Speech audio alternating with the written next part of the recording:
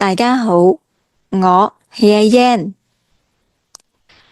我想同睇緊呢條片嘅你，冇錯係你啊，講恭喜恭喜恭喜！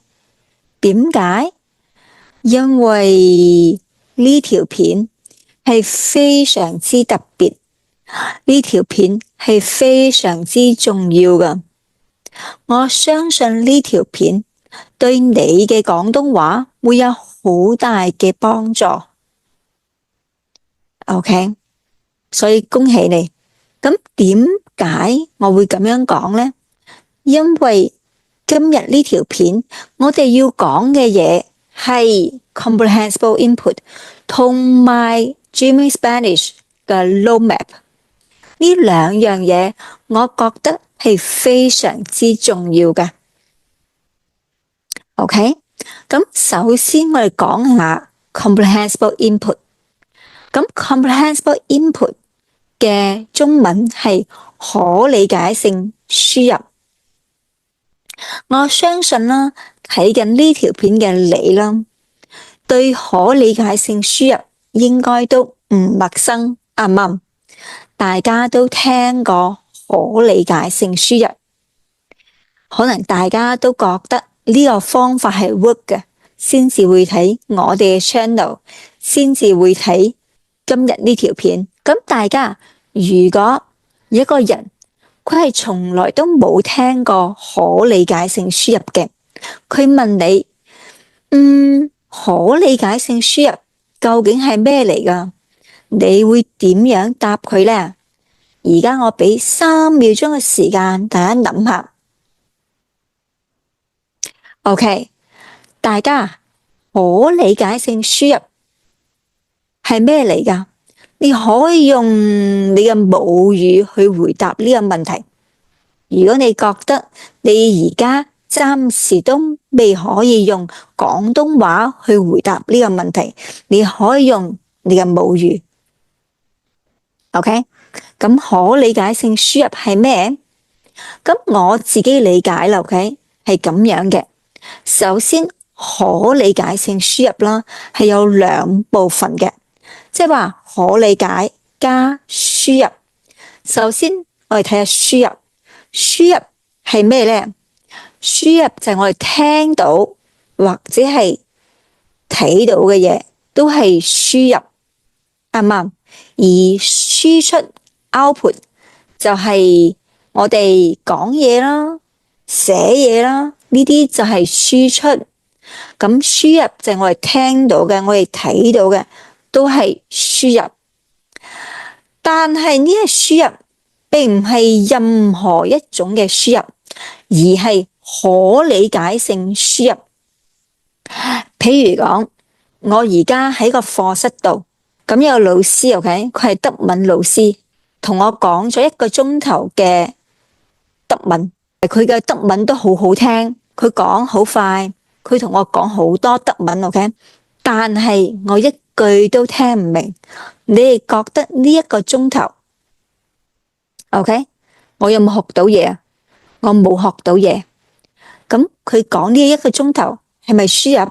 係輸入嚟㗎，但係係咪可理解性輸入啊？唔係咯。咁我係聽唔明嘅。咁呢我聽唔明嘅嘢咧，講真嗰句啦，其實就係噪音。大家記住啦吓。如果你睇一樣嘢，係咪睇一條片，睇我哋嘅片或者其他 channel 嘅片，睇咗3分鐘，你都係聽唔明嘅。OK， 你睇咗3分鐘都唔知佢講緊咩，聽唔明嘅。咁我就講，對你嚟講唔係可理解性輸入，而係噪音啊。OK， 咁你聽噪音。咁你係嘥緊你嘅時間，你唔應該去聽啲噪音，而係去聽啲你聽明嘅嘢。OK， 所以呢個可理解性輸入就係話一啲你聽到嘅或者係你睇到嘅係可以理解嘅。OK， 咁呢個可理解性其實就係咁樣講嘅，即係你而家 level 係咪？而家你嘅 level 係 I 啱嘛？你 level I，OK？咁可理解性輸入係咩意思啊？即係話你聽到或者睇到嘅嘢，應該係高過你嘅 level 少少嘅，就係 I 加一，即係加一咁少咁少，即係你而家 level 係咁多啦，係咪？咁你聽到嘅或者你睇到嘅係高你少少，係啲咁多啫，咁就係最 perfect 噶。當然啦，如果你聽嗰啲嘢全部都係你聽得明嘅，100%聽得明嘅，咁可能你就冇學到新嘅嘢啦。但係相反，如果係你 level 嘅，但係又有少少難，即係話有啲咁多嘢係新嘅，咁嗰啲咁多嘢你就係好快入到你腦啦。OK， 呢個就係可理解性輸入，所以大家記得下，無論係睇我哋嘅片或者睇其他 channel 嘅片，如果你睇咗3分鐘，你都係覺得睇唔明、聽唔明嘅，咁我就建議你睇其他嘅片，因為呢條片可能係對你嚟講太難啦，唔係你嘅 level 噶。OK， 我唔想你嘥啲時間喺呢條片度。你可以去睇啲你 level 嘅，係咪高少少嘅？你覺得係有意思嘅片嚟睇 ，OK？ 咁樣呢啲時間就係真正嘅一個可理解性輸入嘅時間，而呢個可理解性輸入時間係非常之重要嘅。跟住咧，我哋要講嘅就係 Dreaming Spanish 嘅 road map。首先，大家 Dreaming Spanish 係咩？OK， 咁佢係個 channel 嚟嘅，呢個有好多好多西班牙文嘅片嘅 channel。咁呢個 channel 啦，佢除咗係一個 channel 啦，仲有一個網站嘅。OK，喺佢哋嘅網站啦，你會揾到一個呢個咁樣嘅 road map， 大家睇下係呢個 road map。OK，咁大家見到下呢度咧。係有時間嘅。OK，咁佢上面嗰個時間就係話可理解性輸入嘅時間。OK，咁我自己覺得啦吓，如果我睇一條片吓，即係話嗰條片起碼我係明到90% 嘅。當然啦，如果嗰條片雖然我係可能淨係聽明80%，但係我覺得嗰條片非常之有意思，係非常之吸引嘅，咁我會繼續睇。如果唔係咧，我如果係太多聽唔明咧，我就選擇唔睇啦。無論嗰條片幾有意思，我都會選擇暫時唔睇。等我之後係咪可能個越聽越多啦，越聽越明，咁我就翻嚟再睇再聽呢條片嘅。OK，因為我哋嘅時間係非常之寶貴噶，我唔想嘥啲時間去聽啲噪音。大家記住啦，你嘅時間都係非常之寶貴嘅。OK，記住 OK， 要善用你嘅時間，唔好嘥咗你啲時間去聽埋啲冇用嘅噪音。記住，你聽唔明嘅嗰啲係噪音嚟噶。可理解性輸入應該係你嘅 level 高少少 ，I+1 高少少嘅咋。OK， 千祈唔好聽啲你係高過你 level 好多嘅。OK，咁我哋睇呢個 road map。OK， 首先咧睇下邊。OK， 咁對於呢個 road map 咧，我自己係咁樣理解嘅。OK， 你哋都可以 comment 話俾我知，我嘅理解啱唔啱。OK， 咁首先如果 OK， 如果你嘅 target language 即係你學嗰種語言同你嘅母語係差唔多嘅，係好相似嘅，咁上面嘅可理解性輸入嘅時間咧，你可以減半啊，即係點解咧？譬如講 OK， 譬如講level 1係有50個鐘頭先至完成呢個 level 1，啱唔啱？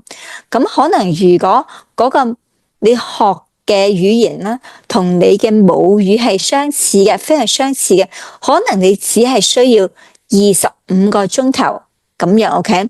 譬如講一個母語係西班牙文嘅人，佢而家學緊葡萄牙文，咁可能因為西班牙文啦同葡萄牙文啦係好似嘅，咁所以佢需要時間咧，上面嘅時間就要減半啦 OK。就係25個鐘頭咁樣，母語係英文嘅人學緊西班牙文嘅話，就係50個鐘頭。OK，母語係英文嘅，而你係學緊廣東話、泰文嘅，大家都知啦。廣東話同英文或者泰文同英文係爭好遠嘅，咁呢啲語言啦，咁上面嘅時間你就要係2倍啊，咁多時間。譬如講 level 1啦，咁就係要100個鐘頭嘅 OK。咁所以大家我見到係有7個 level 嘅 OK，即係初級啦，係咪？